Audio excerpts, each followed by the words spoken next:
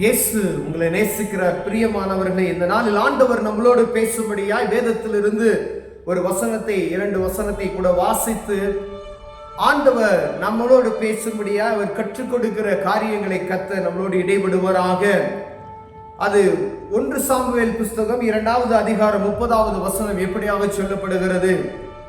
ஆகையால் இஸ்ரவேலின் தேவனாகிய கர்த்தர் சொல்லுகிறதாவது, உன் வீட்டாரும் உன் பிதாவின் வீட்டாரும் என்றென்றைக்கும் என் சன்னதியில் நடந்து கொள்வார்கள் என்று நான் நிச்சயமாய் சொல்லியிருந்தும் இனி அது எனக்கு தூரமாய் இருப்பதாக.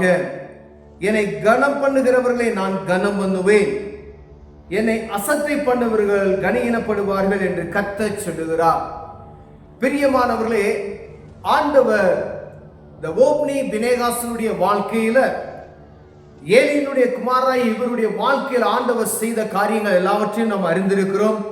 அதே அதிகாரத்தில் அவர்கள் மரித்து போகிற காரியம் எல்லாவற்றையும் ஆண்டவர் வெளிப்படுத்துகிறதே, ஏலிக்கு வெளிப்படுத்துகிறதையும் ஆண்டவர் நமக்கு கற்றுக் கொடுத்திருக்கிறார். இதன் வழியாக நமக்கு என்ன கற்றுக் கொடுக்கிறார் என்பதை நாம் பார்க்கும்படி ஆண்டவர் இந்த வசனத்தின் மூலமாய் ஆண்டவர் இடைபடுகிறதை பார்க்க முடியும்.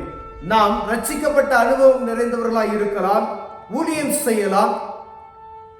அப்படி இருந்தாலும் ஆண்டவர் இந்த இடத்துல சொல்லுகிறதாவது பாருங்க, என்னை கனப்படுத்துகிறவர்களை நான் கனப்படுத்துவேன், என்னை கனவீனப்படுத்துவதை நான் கனவீனப்படுத்துவேன் என்று சொல்லி இருக்கிறார். பிரியமானவர்களே, ஆண்டவருடைய நாமத்திற்காய் ஆண்டவருடைய வார்த்தையை அறிவிக்கிற வேலைக்காரர்களாய் நாம் அழைக்கப்பட்டிருக்கிறோம் என்பதை ஒரு நாளும் மறந்து போய்விடாதபடி நாம் எச்சரிக்கையா இருக்கும்படி நாம் அழைக்கப்படுகிறோம்.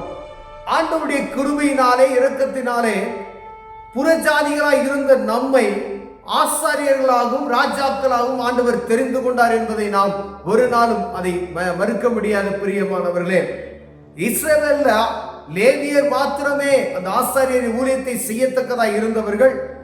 ஆண்டவராகிய இயேசு கிறிஸ்து இந்த பூமிக்கு வந்து மனிதனுடைய பாவத்தை மன்னித்து திரைச்சிலை கிழித்தது நிமித்தமாய் எல்லா ஜனங்களும் ஆண்டவரை தொழுது கொள்ளும் காலம் வரும் என்ற அந்த வார்த்தைக்கு நேராய் நாம் உட்பட்டு இருக்கிறோம் என்பதை நாம் மறந்து போய்விடாதபடி.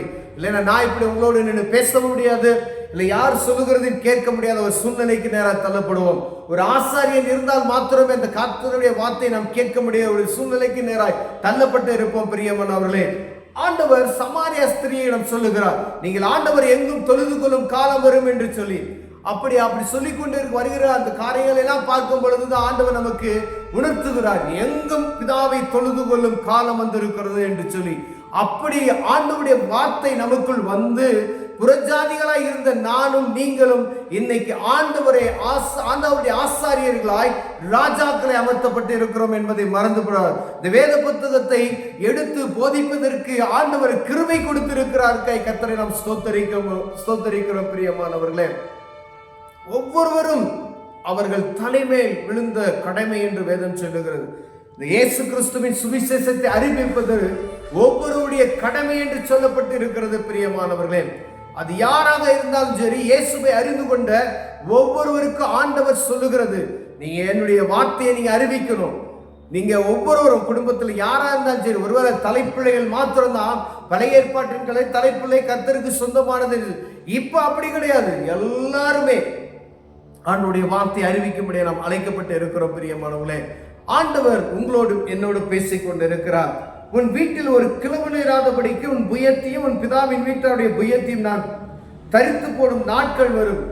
ஏன் சொல்றாங்க பார்த்தீங்கன்னா, ஆண்டவருடைய வார்த்தைக்கு செவி கொடுக்காதபடிக்கு, அந்த ஆசாரிய ஊழியத்தை நாம் சரியானபடி செய்யாதபடிக்கு இருப்போமையானால், ஆண்டவர் முன்குறித்து சொல்லப்பட்ட அந்த காரியங்கள், இந்த ஓப்னி பினேகாசுக்கு நடக்கக்கூடிய காரியங்களே உனக்கு அடையாளமாக இருக்கும் என்று சொல்லப்படுகிறார். இந்த அதிகாரத்தை நம்ம முழுவதும் வாசிக்கப்பட்டோம்னா, ஆண்டவருடைய பெட்டி பிடிபடுகிறது, இஸ்ரவேலுடைய அந்த மகிமை இழந்து போனதா என்று சொல்லி, இழந்து போய்விட்டது என்று சொல்லி, ஓப்னி பினேகாசுடைய மனைவி, அவர்கள் 2 பேர், அவருடைய மனைவி அந்த பிள்ளைக்கு எக்கோபோத் என்று பெயரிடுகிறதை நாம் பார்க்க முடிகிறது. பிரியமானவர்களே, ஆண்டவருடைய மகிமை இஸ்ரவேலை விட்டு நீங்கி போயிட்டு பாருங்க.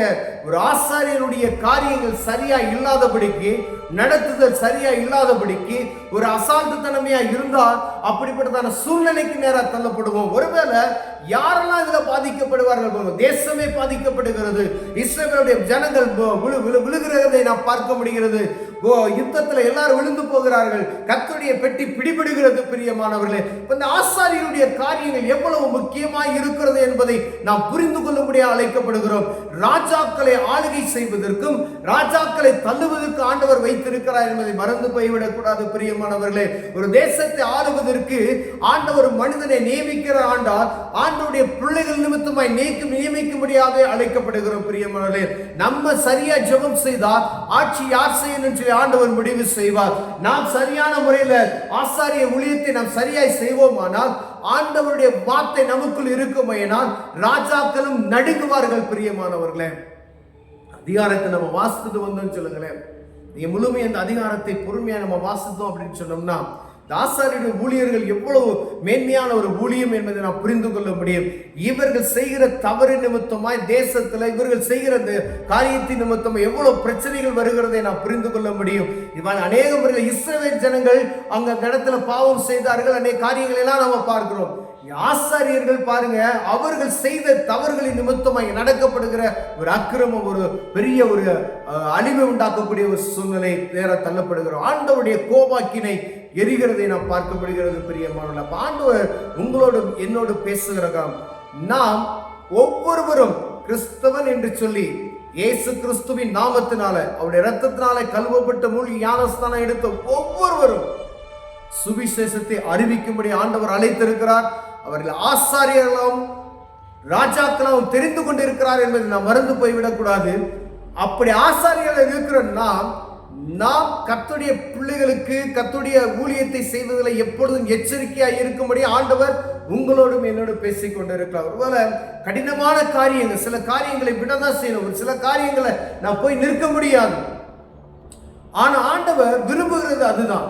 இந்த கடைசி காலமாக இருக்கிறபடினால் நாம் எவ்வளவு ஜாக்கிரதை எவ்வளவு இந்த ஊழியத்தை செய்ய முடியுமோ அவ்வளவு ஜாக்கிரதையா செய்யும்படி ஆண்டவர் விரும்புகிறார். பிரியமானவர்களே, ஒருவேளை பாருங்க, சுத்திலும் எல்லா பிரச்சனைகள் வந்து கொண்டே தான் இருக்கிறோம். ஊழியக்காரங்களுக்கு எல்லாம் ஒருவேளை அவங்க மேடையில் நின்று பேசுறாங்க அப்படின்னு நீங்க நினைக்கலாம்.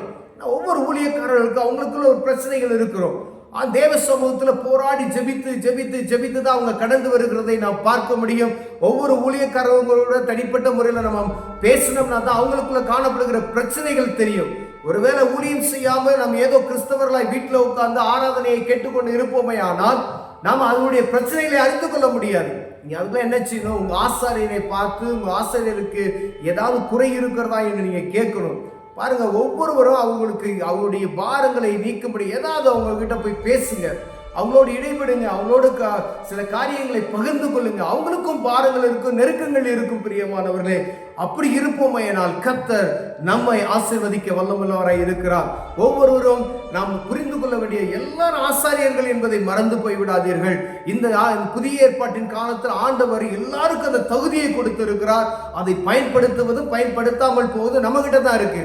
நான் ஒன்று வரும், ஆண்டவர் எனக்கு கணக்கு கேட்பார், எனக்கு கணக்கு ஒப்புவிக்கிறவர்களா நாம் இருப்போம். ஒருவேளை அவர் வரும் பொழுது நாம் குறையற்றவர்களாக இருப்போம் என்றால் அந்த நரகத்துக்கு தள்ளப்படுகிற ஒரு சூழ்நிலைக்கு நேராக நாம் போய்விடுவோம். பிரியமானவர்களே, அவர் கணக்கு ஒப்புவிக்கும் பொழுது அவர் என்னுடைய ராஜ்யத்துக்குள்ள நீங்க பிரவேசிங்கள் என்று சொல்லத்தக்கதை நாம் வாழ்கிறோமா இருக்கிறோமா என்பதை பார்க்கும்படி ஆண்டவர் நம்மளோடு பேசிக்கொண்டு இருக்கிறார். ஒருவேளை அந்த வசனத்துல கடைசியா நம்ம வாஸ்தவம் பாருங்க, அப்பொழுது வீட்டாரில் மீதியா இருப்பன் எவனும் ஒரு வெள்ளி பணத்துக்காக ஒரு அப்ப துணிக்கைக்காக அவனிடத்தில் வந்து பணிந்து நான் கொஞ்சம் அப்பம் சாப்பிட யாதொரு ஆசாரிய ஊழியத்தில் என்னை சேர்த்துக் கொள்ளும் என்று கெஞ்சுவான் என்று சொல்லப்படுது. ஊழியக்காரர்கள் ஆசாரியனை இருக்கிறவன் பாருங்க, ஒரு துண்டு அப்பத்துக்காய் ஊழியம் செய்வதற்காய் கெஞ்சக்கூடிய ஒரு சூழ்நிலை வரும் என்று கடினமான வார்த்தை அந்த இடத்துல பயன்படுத்தப்பட்டு இருக்கிறதை நாம் அறிந்து ஒவ்வொரு ஆசாரியர் என்பதை மறந்து போகாதபடிக்கு தேவ சமூகத்தில் அமர்ந்து ஆண்டவர் சொல்கிற வார்த்தையை கேட்டு அதன்படி நடக்க, கற்றுக் கொடுக்க, பிறருக்கு சுவிசேஷத்தை அறிவிக்க ஆண்டவர் நம்ம அழைக்கிறார். கண்களை மூடுவோம், செய்வோம். அன்பின் தகப்பனே, இந்த அருமையான காலை வேளை பொழுதுக்காய் நன்றி ஆண்டவரே. அப்பா, ஊழியத்தை செய்வதில் எச்சரிக்கையை கவனமாய் நாங்கள் செய்வதற்கு என் தேவன் கிருபை பாராட்டுங்க ஐயா. என்னை கனப்படுத்துவர்களை நான் கனப்படுத்துவேன், என்னை கனஈனப்படுத்துவர்களை நான் கனஈனப்படுத்துவேன் என்று சொல்லியிருக்கிறேங்க ஐயா. ஆண்டவரே, இந்த ஆசாரிய ஊழியம் சாதாரண ஊழியமாக நாங்கள் நினைத்தல ஆண்டவர், மென்மையான ஒரு ஊழியம் ஆண்டவரே. அந்த ஊழியத்தினுடைய மகிமையை நாங்கள் அறிந்து கொண்டு அதன்படி நடக்க உதவி செய்யுங்க. ஒருவேளை அதில் நாங்கள் குறைவுள்ளவர்களாய் காணப்பட்ட எங்களை மன்னித்து அதை சரியாய் பயபக்தியோடு செய்வதற்கு தேவன் கிருபை பாராட்டு. இயேசுவின் நாமத்தில் பிதாவே, ஆமென்.